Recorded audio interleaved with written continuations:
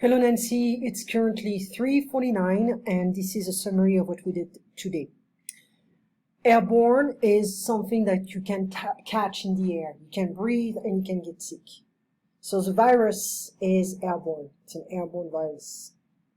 You went to see your hairdresser. You can also say a stylist.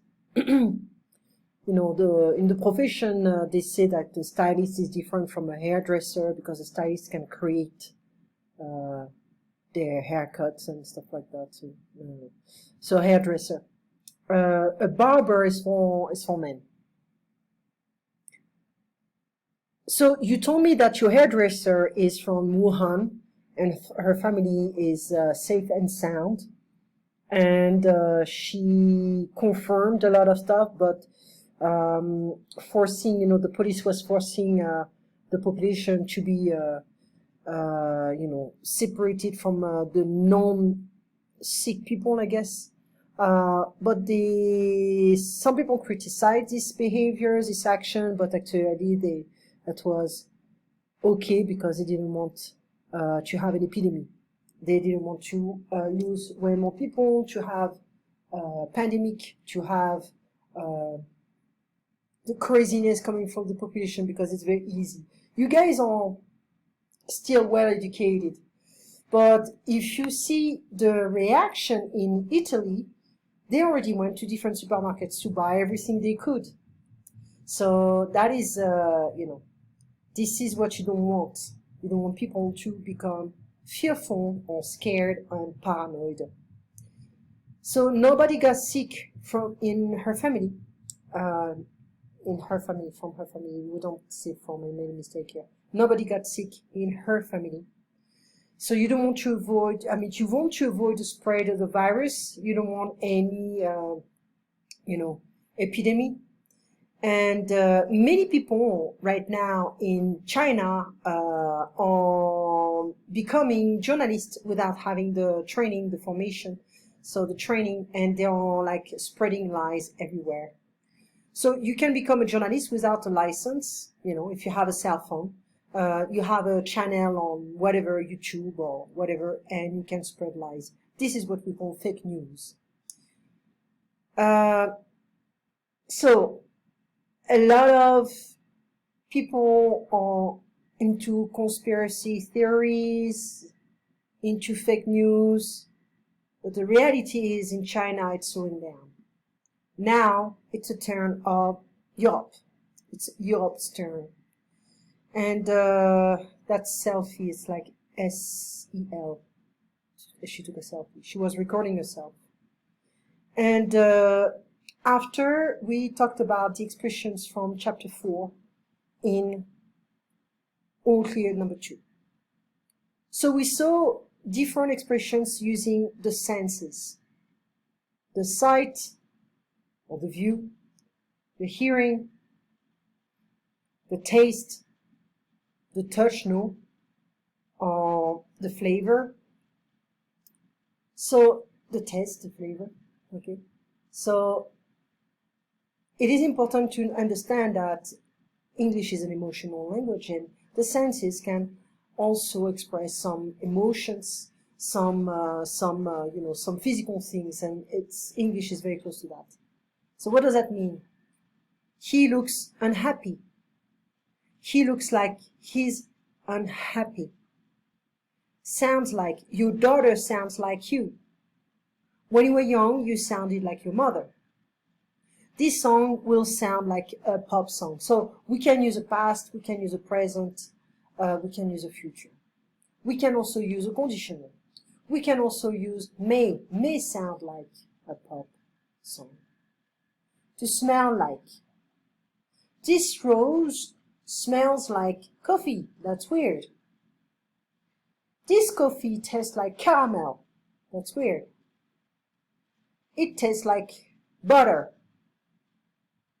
We also went through the regular expression like the power went out. That means the electricity is off. And if it comes back on, the electricity of the power came back on. Off. When we think of the word off, that means it's it's off, it's terminated, it doesn't work, or the power is off, or the light is off. But to go off can mean to explode. If I want to have the light off, I'm gonna switch off or turn on or turn off. You turn off or turn on. So that's what it's all about. To turn can be an action. We know what to expect, but we don't expect what comes after. To turn on, to turn off. But still, the verb is similar. Okay. So get off the plane, get off the bus, etc. But you get out of the car. Go on and on and on about the same topic. You keep talking about the same stuff, non-stop, endlessly. Okay? So to go off, the bomb went off, exploded. We can also say my alarm didn't go off this morning. I didn't wake up. My alarm didn't work. We can also use go off as to leave. He left his family and went off to the big city to find a job. On the book, we also worked on the expression to work on something. It's a project. You can work on a project. You're currently doing something. I'm working on a new project. Now, it's going to take maybe weeks or months or years to finish this project, but I'm working on that right now. What are you working on? I'm working on a new project. Sorry. Phrasal verbs, we're going to have to incorporate them. Okay? Just a few. The most important ones.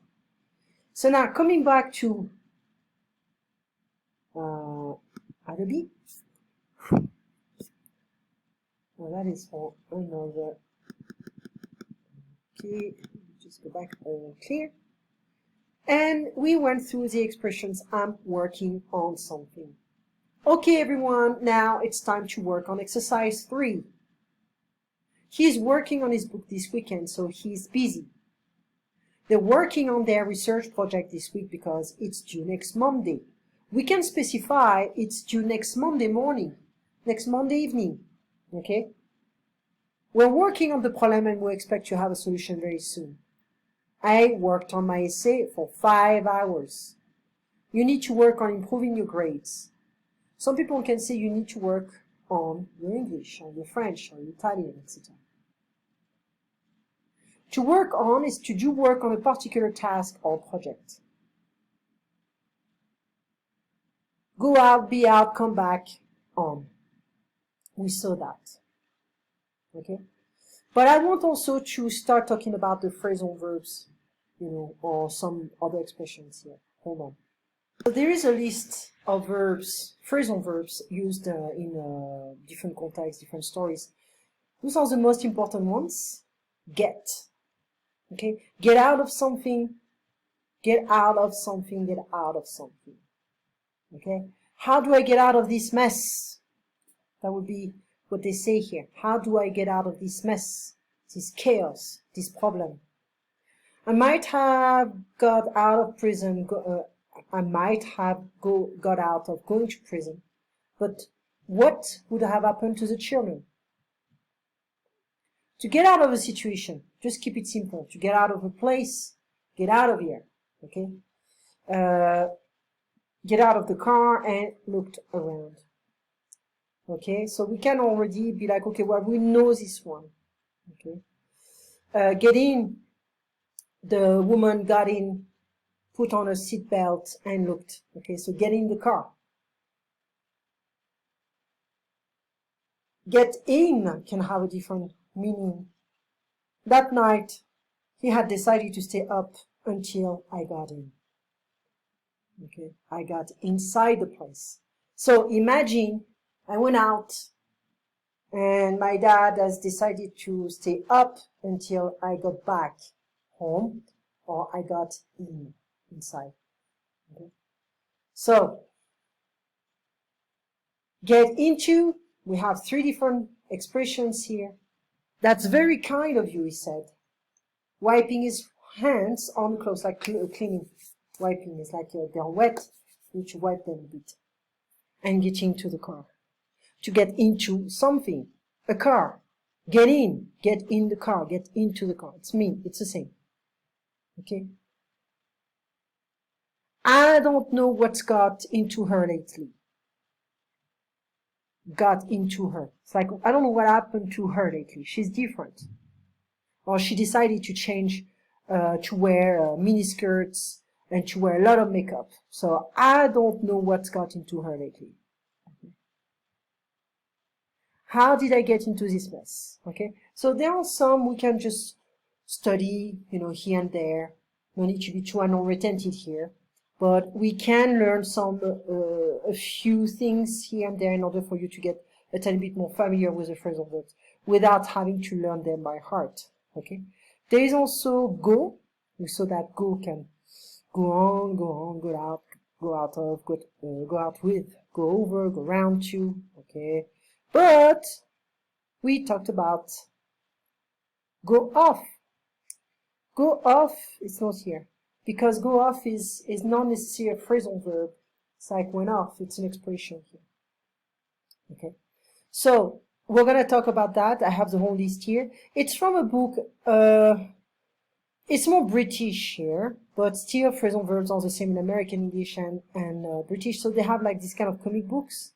It's phrasal verbs in context. We can use some, not everything. And let me just show you the first one. So there is a guy, he's like working in a prison, and this guy wants to get out, so he's gonna get the keys and escape. Okay, so the whole story is about that. He's gonna wake up, he's gonna realize the guy escaped. He's freaking out. And that's the director of the prison. He's very emotional, he's crying. Okay. Well, that's funny. They have a French flag here. La Bastille. The Bastille was a prison in France during the Revolution. Well, they destroyed it in the Revolution.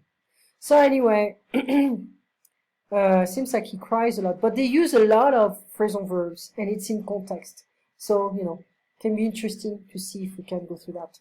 Again, when you speak, when you have a conversation, people may not use a lot of phrasal verbs, and some may do use a lot of phrasal verbs. Okay, so speaking is a way of being fast, practical, and people are in a hurry in America, so they don't really have time to listen to everything that you say. They don't have to, to pay attention to everything you say. So, but they like to use a lot of expressions. A lot of short ideas. So we're not going to say, for instance, we're not going to explain, if I go through the stuff here, what I'm going to say, I walked into the hospital and I wrote out a check of 250,000 pounds. I'm not going to necessarily say the whole thing. I may say, I walked into the hospital. That's it. So American English is all about making things shorter, faster, quicker. Okay, so if you have somebody in front of you listening to you, well, you can change your style of speaking. But most of the time, people are in a hurry. Okay. Anyways, we stop here. I'll see you tomorrow. I'm finishing late today, so that's why you're receiving the video right now. Anyway, I'll talk to you tomorrow morning. You take care, Nancy, and you have a good afternoon and a good evening. Take care.